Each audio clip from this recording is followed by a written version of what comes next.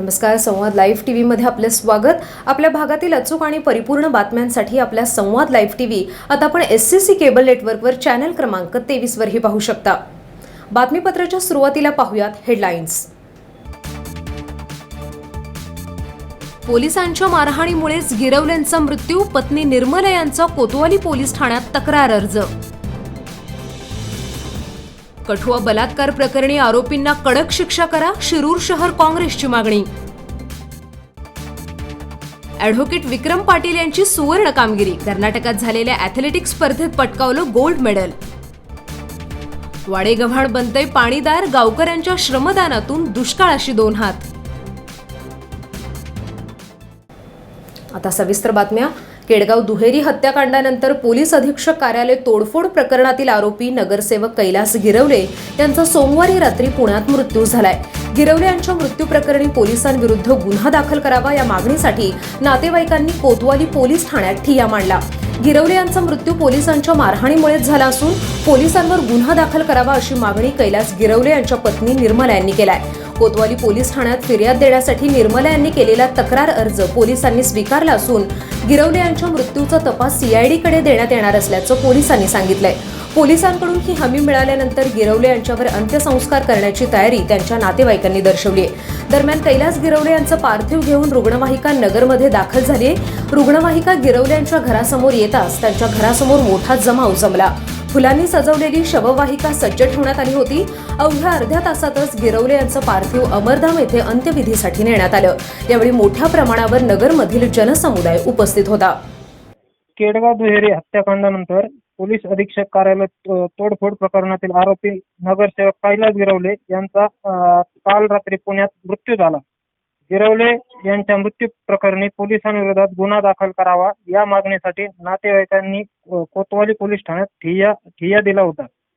हा ठिय्या जवळपास एक तास चालू होता. गिरवले यांचा मृत्यू पोलिसांच्या मारहाणीमुळेच झाला असून पोलिसांवर गुन्हा दाखल करावा अशी त्यांच्या नातेवाईकांची मागणी होती.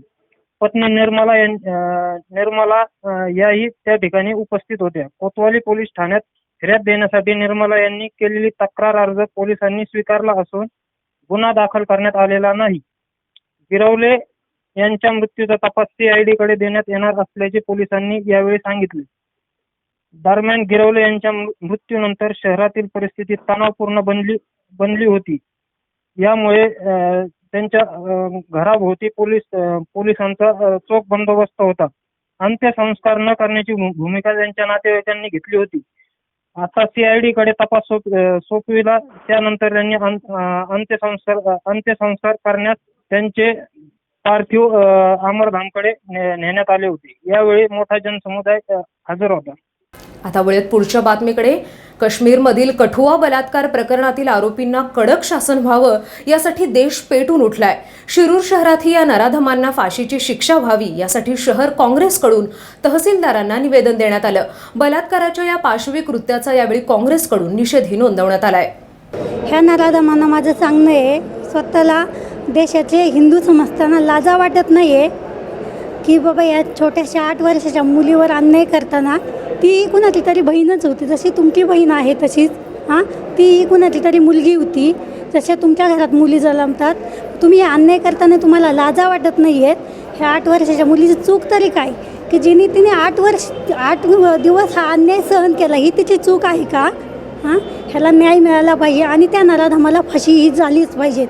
ही आमच्या सगळ्या काँग्रेस पक्षाकडून असं आमची मागणी आहे. कथुआ इथल्या बलात्काराच्या घटनेबाबत निषेध करण्यासाठी आज आम्ही या ठिकाणी सगळे जमलेलो आहोत आणि त्याबाबतचं आरोपींना जास्तीत जास्त कडक शासन व्हावं, त्यांना फाशी शिक्षा व्हावी आणि ती लवकरात लवकर व्हावी यासाठी आम्ही शिरूर शहर काँग्रेस आणि शिरूर तालुका काँग्रेस यांच्यातर्फे निवेदन तहसीलदार साहेबांनी दिलेलं आहे आणि त्यावर त्वरित अंमलबजावणी व्हावी अशी मागणी केली आहे. आता शिरूरकरांसाठी एक अभिमानाची बातमी. नुकत्याच कर्नाटकातील मंगळूरमध्ये झालेल्या राष्ट्रीय ॲथलेटिक्स स्पर्धेत शिरूरमधल्या ॲडव्होकेट विक्रम पाटील यांनी गोल्ड मेडल पटकावले. ॲथलेटिक्समधील पोल व्हॉल्ट या क्रीडा प्रकारात त्यांनी ही कामगिरी केली आहे. वकिली व्यवसाय करत असूनही आपल्या खेळासाठी वेळ काढत त्यांनी सुवर्ण पदकावर आपलं नाव कोरले. यावेळी आमच्याशी सविस्तर बातचीत करत माझ्या कुटुंबियांच्या पाठिंब्यानेच मी हे यश मिळवू शकल्याचं उद्गार त्यांनी काढलेत. पाहूयात. मला खूप आनंद झाला आहे ॲक्च्युली हे माझं सेकंड गोल्ड मेडल आहे. मागच्या वर्षीही मास्टर्स नॅशनल्समध्ये मला गोल्ड मेडल होतं. यावर्षीही गोल्ड मेडल आहे. यावर्षी आनंद यासाठी जास्त आहे की मागच्या वर्षीपेक्षा परफॉर्मन्स यावर्षी जास्त दिलेला आहे आणि डे बाय डे जे ॲथलेटिक्स स्पर्धेमुळे ज्या स्पर्धेसाठी मी उतरतो किंवा माझ्यासारखे अनेक मास्टर्स ॲथलीट्स उतरतात त्यांना स्वतःची प्रगती होताना पाहता येतं आणि त्यामुळं इतर लोक जे असतात म्हणजे प्रेक्षक असतील किंवा आपल्यासारखे लोक जे माहिती करून घेतात त्यांनाही त्याच्यापासून इन्स्पिरेशन मिळतं आणि एक खेळातून आरोग्य ही संकल्पनेसाठी आपला काहीतरी हातभार लागतो हे या स्पर्धेमधून आम्हाला दाखवता येतं. त्यामुळं या स्पर्धेमध्ये मला जे मेडल मिळालं त्याबद्दल मला विशेष आनंद होतो आहे. मुळात खरं म्हणजे ॲथलेटिक्स ही सगळ्या स्पर्धेंची जननी म्हटली जाते कारण बेसिक स्पोर्ट्स जे इव्हेंट असतात त्यासाठी लागणारा बेसिक फिटनेस हा ॲथलेटिक्समधून येत असतो. ॲथलेटिक्समध्ये सर्व प्रकारचे रनिंग्ज फेकी म्हणजे थ्रोज आणि उड्या म्हणजे जम्प्स या सगळ्यांचं कॉम्बिनेशन्स म्हणजे आपल्याला जनरली हे माहिती असतं की 100 metres 200 metres 400 metres running hurdle races किंवा javelin throw pole vault high jump long jump हे सगळे इव्हेंट्स जे असतात हे ॲथलेटिक्समध्ये येतात आणि त्याची एक स्पर्धा असते की त्या सगळ्या इव्हेंट्सची मिळूनही स्पर्धा असते त्याला डेकॅथलॉन म्हणतात 10 इव्हेंट्सची मिळून. पण ॲथलेटिक्स मुळामध्ये सर्व प्रकारच्या खेळांसाठी फिटनेस देणारी बेसिक स्पर्धा असं म्हटलं जातं ॲथलेटिक्सला. अशा प्रकारे जगात सगळ्यात प्रसिद्ध असलेली अशी ही ॲथलेटिक्सची स्पर्धा असते. मी ॲथलेटिक्समध्ये पोल वॉल्ट म्हणजे आपण आपल्या ग्रामीण भाषेत त्याला बांबू उडी असं म्हणतो त्या पोल वॉल्टमध्ये मी रिप्रेझेंट करतो. तर ही मी महाराष्ट्राकडनं यावेळेस रिप्रेझेंट केलेला आहे आणि त्यामध्ये मला गोल्ड मेडल मिळालेलं आहे. पोल वॉल्ट हा खेळ हा खूप टेक्निकल खेळ आहे. याच्यामध्ये तुमची स्ट्रेंथ ॲजिलिटी फ्लेक्झिबिलिटी आणि स्पीड या सगळ्यांचं कॉम्बिनेशन असतं. तर ह्या स्पर्धेसाठी म्हणजे पोल वॉल्ट ह्या खेळासाठी तुम्हाला जिम्नॅस्टिक्स करायला लागतं वेट ट्रेनिंग करायला लागतं स्पीड वर्कआउट करायला लागतं आणि स्टॅमिना वर्कआउट करायला लागतं. या सगळ्यांचं शेड्यूल ठरवून त्याची वर्षभर 2 वर्ष अशी कंटिन्यूस तयारी केल्यानंतर यात आपल्याला थोडंफार परफॉर्म करता येऊ शकतं. तर मी जनरली पूर्वीही पोल वॉल्ट केलेला असल्यामुळं आता मास्टर्समध्ये मला माझा फिटनेस रिकवर करून ते खेळायला थोडं सोपं गेलं. मुळामध्ये मी ॲडव्होकेटही आहे. माझ्या कामातून मी ठरवून या खेळासाठी वेळ काढतो. खरं म्हणजे या खेळासाठी वेळ काढणं हे ठरवून करायला लागत नाही कारण ती माझी आवड आहे आणि या खेळाच्या माध्यमातून माझं शारीरिक आरोग्य राखलं जातं. हा माझ्यासाठी खूप मोठा प्लस पॉईंट आहे आणि शरीराच्या आरोग्यासाठी फिटनेस ठेवण्यासाठी या खेळाकडं मी लक्ष देतो आणि आवड असलेल्या गोष्टीमध्ये जर फिटनेसही मिळत असेल तर त्यासारखा आनंद वेगळा नाही. म्हणून या खेळासाठी अगदी वेगळा वेळ काढायची गरज पडत नाही. इच्छा असेल तिथे मार्ग निघतो त्या पद्धतीने माझा वेळही निघतो. मी ॲक्च्युली माझ्या कॉलेज जीवनामध्ये म्हणजे 92 90 91 92 93 94 95 या 5-6 वर्षाच्या काळामध्ये आणि पुढेही 2000पर्यंत मी सलग 5 वर्ष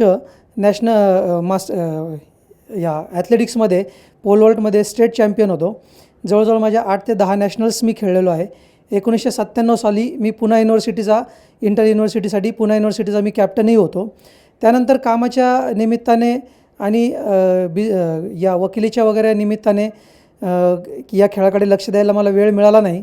पण गेल्या 2 वर्षापासून मी पुन्हा एकदा या खेळाकडे लक्ष देतो आहे कारण मास्टर्सच्या स्पर्धा ज्या असतात या 30 वर्षापासून पुढे अगदी 90-100 वर्षाच्या व्यक्तींनाही त्यात पार्टिसिपेट करता येतं. वेगवेगळ्या वयोगटात त्या स्पर्धा घेतल्या जातात.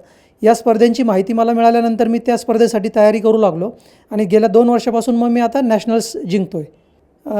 हा खेळ अगदी टेक्निकल आणि दिसायलाही बघायलाही अगदी खूप सुंदर आहे. नवीन जी मुलं आहेत त्यांनी या खेळामध्ये जरूर यावं. त्यांना या एकदा खेळायला लागल्यानंतर त्या खेळाची आवड निर्माण होईलच याबद्दल शंका नाही.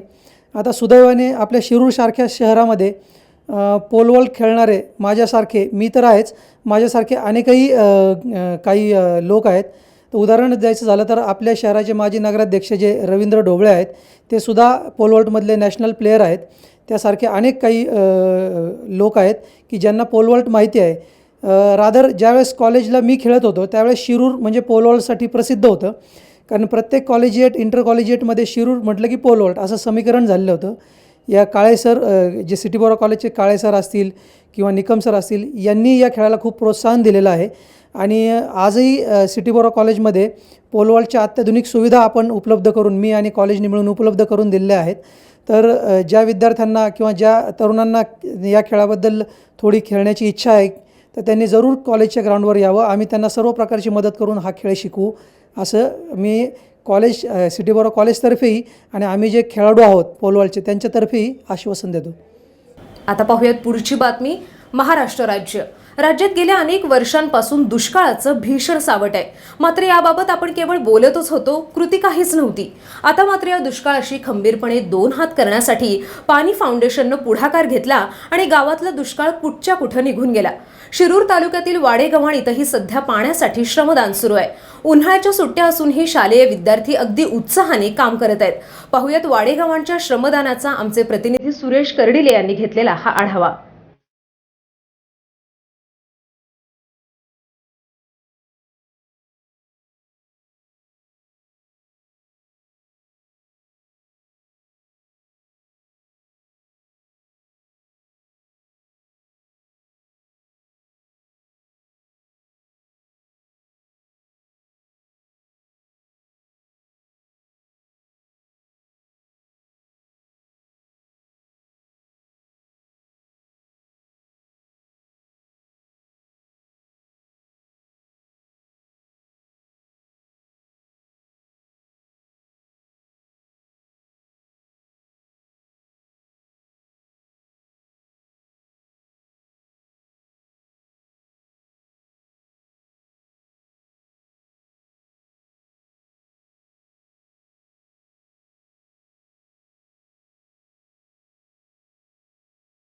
जल है तो कल है या उक्तीप्रमाणेच आज दिवसेंदिवस भूगर्भामधील पाण्याची पातळी खालावत चाललेली आहे. गेल्या अनेक वर्षापासून महाराष्ट्र दुष्काळाने होरपळत आहे आणि याचंच उदाहरण म्हणून आज या महाराष्ट्राला पाणीदार बनवण्यासाठी पाणी फाउंडेशनच्या वतीने वॉटर कप स्पर्धेचं आयोजन करण्यात आलेलं आहे. राज्यभरातून या स्पर्धेसाठी मोठ्या प्रमाणात अनेक गावं सहभागी देखील झालेले आहेत आणि आज आपण एका अशाच स्पर्धेमध्ये सामील झालेल्या गावाला भेट देण्यासाठी आलेलो आहोत. नगर आणि पुणे जिल्ह्याच्या सीमेवर वसलेलं हे छोटंसं गाव, या गावाची लोकसंख्या पाहिली तर अगदी 3,500 लोकवस्तीचं हे गाव आहे आणि या गावामध्ये नागरिकांनी देखील मोठ्या संख्येने सहभाग घेऊन या गावाला पाणीदार बनवण्याचा हा उपक्रम हाती घेतलेला आहे. सुरुवातीला या गेल्या 8 दिवसापासून या गावामध्ये या स्पर्धेची सुरुवात खऱ्या अर्थाने सुरू झाली. त्यावेळी नागरिकांचा सहभाग अत्यंत कमी प्रमाणात होता. त्यावेळी गावातील ग्रामस्थांनी शाळेमधील विद्यार्थ्यांना हाताशी घेऊन, विद्यार्थ्यांच्या नुकत्याच परीक्षा संपलेल्या होत्या आणि विद्यार्थी देखील आता दररोज शाळेत येऊ लागलेले आहेत. त्यांनी 2 तास या गावासाठी देऊ लागलेले आहेत. तर आता माझ्या मागे तुम्ही पाहू शकता अगदी हे जे चिमुरडे मुलं आहेत, अगदी होतकरू असलेले हे मुलं आपल्या गावाला पाणीदार बनवण्यासाठी मोठ्या संख्येने सहभागी झालेले आहेत. परीक्षा संपल्यानंतर त्यांचा खरा काळ हा सुट्टीचा, मौज मजा मस्ती करण्याचा, परंतु गावामध्ये पाण्याचं असलेलं भीषण वास्तव या मुलांनी देखील मनात घेतलेलं आहे आणि त्यांनी देखील आपण गावासाठी काहीतरी केलं पाहिजे, त्यासाठी हे मुलं देखील सहभागी झालेले आहेत. तर या 8 दिवसापासून सुरू झालेल्या या गावामध्ये श्रमदान कशा प्रकारे चालू आहे याचीच अधिक माहिती घेऊया आपण ग्रामदलाचे जे अध्यक्ष आहेत अशोक शेळके सर त्यांच्याकडून. काय सांगाल सर, कशा प्रकारे सुरुवात झाली कामाला? आपल्याला माहितीच आहे की वाडेगाव हे गाव कुकडी बंधारेला क्षेत्रात येत असलं तरी जर कुकडीचं किंवा कॅनलचं रोटेशन झाल्यानंतर पुन्हा लोकांना पाण्याची कमतरता जाणवते आणि शासनाने जे पाणी आडवा, पाणी जिरवा किंवा जलयुक्त शिवाराची जी मोहीम राबवली त्यामध्ये आमच्या गावातील अनेक ग्रामस्थ, विशेषतः दीपक गोटे असतील किंवा बाळासाहेब वारे असतील किंवा त्यांची टीम असेल, त्या सर्वांनी ठरवलं की आपण सुद्धा यामध्ये सहभागी व्हायचं आहे आणि त्यांच्या सहकार्यानेच गेले अनेक दिवस त्यांनी स्वतः अनेक ठिकाणी जाऊन त्याचं प्रशिक्षण घेतलेलं आहे.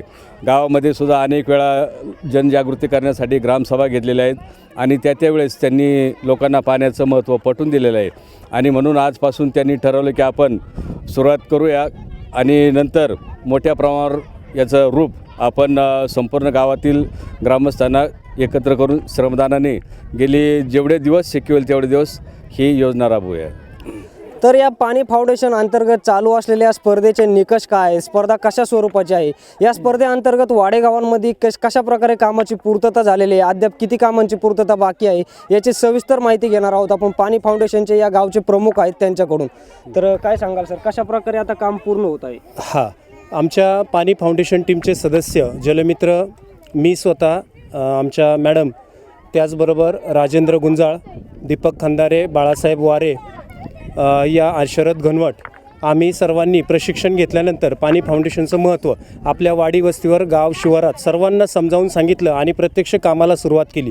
सर्वप्रथम आम्ही फक्त 4 ते 5च व्यक्ती या ठिकाणी होतो. प्रशिक्षण घेतल्यानंतर गेले 8 दिवस आम्ही या ठिकाणी 5 दिवस सकाळी 2 तास आणि संध्याकाळी 3 तास असं 5 तास श्रमदान करतो. आणि आपल्या जिल्हा परिषद वाडेगावान आणि प्रभू विद्याधाम वाडेगावान शाळेचे जवळजवव 500 विद्यार्थी आम्ही आज या ठिकाणी गावच्या माथ्यावरती दावण मलिक मंदिर परिसरात आणले आणि त्यांच्याकडून जवळजवळ 54,000पेक्षा जास्त लिटर पाणी साठवण्याची क्षमता निर्माण करणारे कंटूर बांध आम्ही या ठिकाणी या डोंगरावरती तयार केले. आणि खूप मोठं काम आज या महाश्रमदानातून गेल्या 3 तासामध्ये झालं, की जे काम आम्हाला 8 दिवस करण्यासाठी लागले असते ते काम आम्ही 3 तासात केलं. आता या वॉटर कप स्पर्धेमध्ये आम्हाला 100 गुण मिळवायचे आहेत. त्यातील 15 गुणांची आमची तयारी पूर्ण झालेली आहे. 15 गुणांमध्ये रोपवाटिका आहे 5 गुणांची. त्याचबरोबर माती परीक्षण आहे. माती परीक्षणाचे म्हणजे निम्म्या शेतकऱ्यांनी आम्ही माती परीक्षण केले, त्याचे 5 गुण मिळालेले आहेत. रोपवाटिकेचे 5 गुण मिळालेले आहेत. श्रमदानाचे आम्हाला गुण मिळतील, यांत्रिक कामाचे गुण मिळतील. त्याचबरोबर आगपेटीमुक्त शिवार आहे आणि ज्या आपल्या परिसरामध्ये जुन्या रचना आहेत, केटीवेर असतील, पाझर तलाव आहेत, यांची दुरुस्ती केल्यानंतर सुद्धा आम्हाला ते गुण मिळणार आहेत. आणि या मुलांच्या चळवळीनंतर आता गावातील लोकांना महत्त्व कळू लागलेलं आहे आणि गावातील सर्वसामान्य नागरिकांपासून, लहान मुलांपासून तर आबालवृद्धांपर्यंत सगळेजण या श्रमदानामध्ये सहभागी व्हायला इच्छुक आहेत. आणि माझं या आपला संवाद वाहिनीच्या वतीने वाडेगावान गावातील सर्व गावकऱ्यांना, सर्व श्रमकऱ्यांना विनंती आहे की आपण आपले 2 हाताचं श्रमदान या ठिकाणी करावं आणि आपल्या वाडेगावांना आणखी पाणीदार बनवण्याचं आमचं स्वप्न आपण सर्वांनी मिळून पूर्ण करूया, असं आवाहन मी सर्व गावकऱ्यांना करतो. खऱ्या अर्थाने एकजुटीने गाव श्रमदानासाठी पेटून उठले. मात्र श्रमदान करताना या नागरिकांना, या विद्यार्थ्यांना अनेक अडचणींचा सामना करावा लागतो. एकाच वेळी मोठ्या संख्येने एवढे नागरिक विद्यार्थी या श्रमदानासाठी आलेले आहेत. त्यामुळे त्यांना जे श्रमदान करण्यासाठी लागणारं साहित्य आहे, त्या साहित्यांची कुठंतरी कमतरता या गावामध्ये जाणवत आहे. तर या गावातील असे जे ग्रामस्थ माझ्यासोबत आहेत त्यांच्याकडूनच जाणून घेऊया की दररोज हे श्रमदान करताना नागरिकांना कशा प्रकारच्या अडचणी येत आहेत. तर काय सांगाल, कशा अडचणी येतात? सुरुवातीच्या काळात आम्हाला माणसांची बी संख्या कमीच आहे काम करण्यासाठी. कालपासून आणि आज दोन्ही शाळेचे विद्यार्थी या ठिकाणी आम्हाला श्रमदानासाठी खूप मोठी मदत केलेली आहे. परंतु श्रमदान करण्यासाठी जर जास्त लोक आली तर ते श्रमदान करण्यासाठी आमच्याकडे हत्यारं कमी आहे.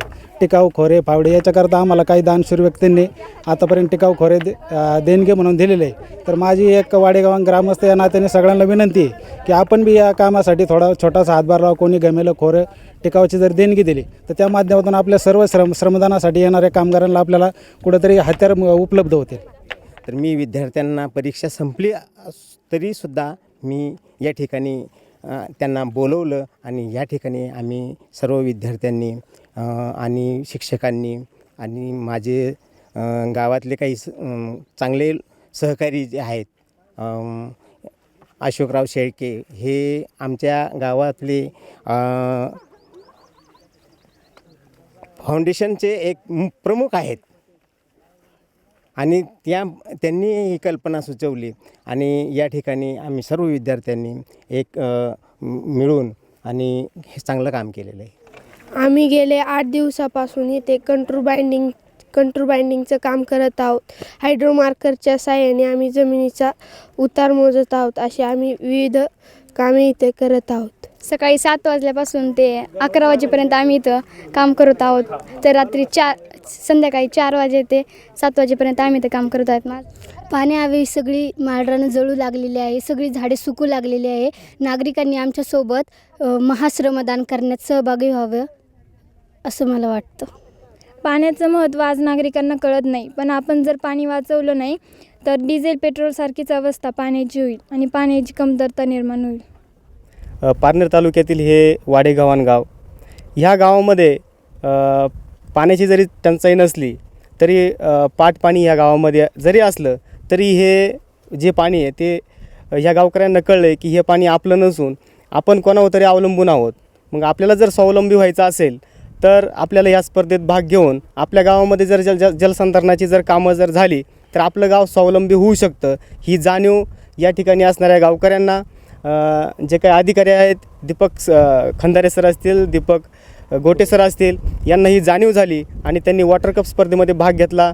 प्रशिक्षण घेऊन गावी आल्याच्यानंतर त्यांनी अगदी उत्स्फूर्तपणे या स्पर्धेमध्ये सहभागी होऊन पाणी फाउंडेशनशी समन्वय साधून अतिशय चांगल्या पद्धतीनं कामाचं नियोजन केलं आणि आज आपण बघताय की त्यांनी त्यांच्या खऱ्या परिश्रमाला आज आपल्याला यश आलेलं आपल्याला बघायला मिळतं आहे.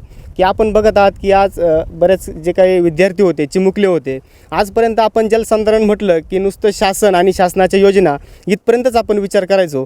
पण आज ही जी योजना आहे, ही जी चळवळ आहे, ही अगदी चिमुकल्यांच्या मनापर्यंत, हृदयापर्यंत आज गेलेली आहे आणि त्यांनी स्वतःहून आपण आज बघितलं की हायड्रोमार्करच्या माध्यमातून त्यांनी उतार मोजून त्या ठिकाणी कंटुरेषा आखल्या आणि त्या कंटुरेषेवरती आज सगळे चिमुकले आज काम करत होते. ह्या कामाच्या माध्यमातून आपण जर कॅल्क्युलेशन जर केलं तर जवळपास 90 घनमीटर काम आज या चिमुकल्यांनी केलं आहे. म्हणजे 1 घनमीटर म्हणजे 1000 लिटर पाणी आपण साठवतो. म्हणजेच आज ह्या 2 तासामध्ये ह्या ज्या चिमुकल्यांनी 90,000 लिटर पाणी अडवायचं जे पराक्रम केलेला आहे, तो आज आपण या ठिकाणी बघत आहात. दगडी बांध घालून ह्या चिमुकल्यांनी आपली 2 हाताची ताकद काय आहे ते आपल्या जनतेसमोर मांडलेलं आहे. आज ही चळवळ नुसती लोकांचीच नाही तर ही चिमुकल्यांची पण आज ही चळवळ झालेली आहे आणि ह्या माध्यमातून मी सांगू इच्छितो की नक्कीच ह्या वाडेगावन गाव पाणीदार झाल्याशिवाय राहणार नाही आणि दुसऱ्यावरती जे अवलंबून असणारं गाव आहे ते आज स्वावलंबी नक्की होईल या वॉटर कपच्या स्पर्धेतून, अशी आशा करतो. वॉटर कप पाणी फाउंडेशनच्या माध्यमातून खऱ्या अर्थाने राज्यात विविध भागातून अनेक गाव सहभागी झाले. फक्त स्पर्धेतील बक्षीस जिंकण्यापुरतंच मर्यादित नव्हे तर आपल्या गावाच्या विकासासाठी, पाणी वाचवण्यासाठी सर्व गावं आता सहभागी झालेले आहेत आणि मोठ्या प्रमाणे श्रमदान देखील करत आहेत. वाडेगावांमधील आज या गावाला आपण भेट दिली, या गावामधील श्रमदानाची माहिती जाणून घेतली. मात्र या गावामध्ये कुठंतरी नागरिकांनी देखील सक्रिय सहभाग नोंदवणं हे गरजेचं आहे. तर खऱ्या अर्थाने या गावामध्ये, वाडेगावांमध्ये देखील मोठ्या संख्येने विद्यार्थी सहभागी झाले. गावातील काही सामाजिक कार्यकर्ते, पाणी फाउंडेशनच्या वतीने देखील अनेक अधिकारी देखील या गावामध्ये आले आणि मोठ्या जोमात कामाला खऱ्या अर्थाने सुरुवात झालेली आहे. तर येत्या काही दिवसामध्येच वाडेगावान देखील एक पाणीदार गाव नक्कीच बनेल, हीच सदिच्छा. व्हिडिओ जर्नलिस्ट किरणसह मी सुरेश कडले, संवाद मीडिया, शिरूर. आजच्या बातमीपत्रात इथेच थांबतोय. नवीन घडामोडींसाठी पाहत रहा संवाद लाईव्ह टीव्ही. धन्यवाद.